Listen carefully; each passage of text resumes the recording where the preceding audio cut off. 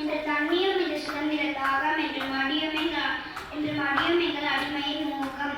300 ஆண்டுகளுக்கு மேலாக நாம் ஆங்கிலேயரிடம் அடிமைப்பட்டு இருந்ததை பார்த்து பாரதியார் பாடினார்.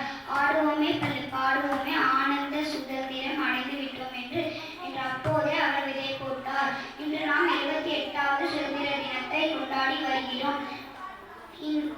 இந்த சுதந்திரத்தை பெற பல தலைவர்கள் தங்கள் உயிரையே கொடுத்தனர். அவர்களில் சிலரை இங்கே சொல்கிறேன்.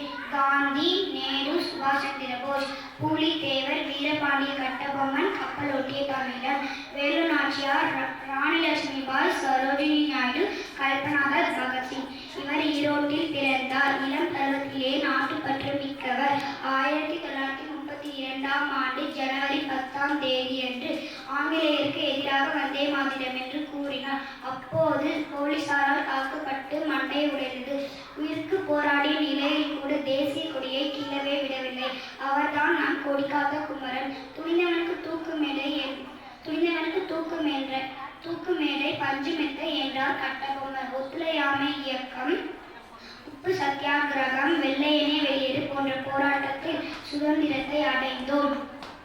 இதை உணரவும் உணர்த்தவும் தான் இந்த சுதந்திர தினம் கொண்டாடப்படுகிறது.